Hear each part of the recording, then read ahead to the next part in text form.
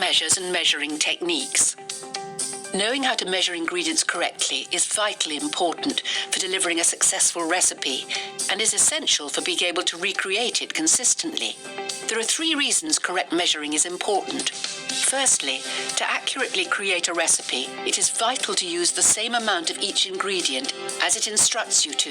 If you don't, no matter how many times you attempt the recipe, it will never succeed. Secondly, ingredient control and waste. It is important to measure correctly to ensure the recipe is produced as desired. If the recipe fails, then you will likely have to discard it, and this will result in wasting all the ingredients you initially used. Lastly, food costs. All recipes are calculated to make revenue based on the cost of the dish. If you use too much of various ingredients, then the profits that dish could generate will no longer be possible.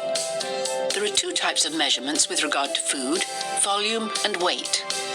Volume refers to the amount of space an object takes up. It is a measure of the size of the object. Volumes of liquids are measured in milliliters, liters, and fluid ounces. The volume of dry goods is measured in milliliters, cups, teaspoons, tablespoons, and fractions of these measures. Weight is a measure of how heavy an ingredient is. Using a scale is the easiest way to measure weight. Weight is measured in grams and ounces. It is important to note that ounces can refer to both volume and capacity. There are ounces which measure weight and fluid ounces which measure volume. You can have 4 ounces of flour and 4 fluid ounces of milk, which are both very different things. Also note that the weight of ingredients varies. Therefore, 1 cup of sugar will not weigh the same as 1 cup of flour, in the same way as 1 cup of feathers will not weigh the same amount as 1 cup of stones.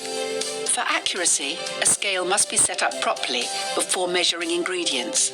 Firstly, place the scale on a flat surface and ensure that it is level. Switch it on and place a bowl on the weigh scale. Then press the tare or 0 button.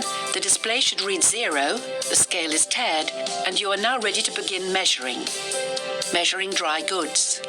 When measuring dry goods such as flour, sugar, spices, or baking powder, ensure that the measuring cup or spoon is full but not heaped with the ingredient.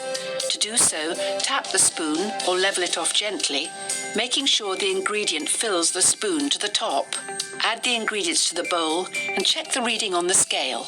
Continue to add ingredients until the desired weight has been reached. If you wish to measure more than 1 ingredient within the same bowl, simply tare the scale once you have finished measuring the first ingredient out, so the scale once again reads 0. Then begin adding the second ingredient. This can be done for as many ingredients as a recipe requires. Liquid measures. To measure liquid ingredients, use a clear measuring cup with the appropriate measurements marked along the side. Slowly pour the liquid into the measuring cup, filling it until the desired measurement is met. Meniscus error. Meniscus is the name for the slight upward or downward curve in the liquid surface and is caused by surface tension. Meniscus can lead to misreadings of measurement. To avoid this issue, get eye level with the top of the liquid to check that it is definitely at the desired marking on the measuring jug.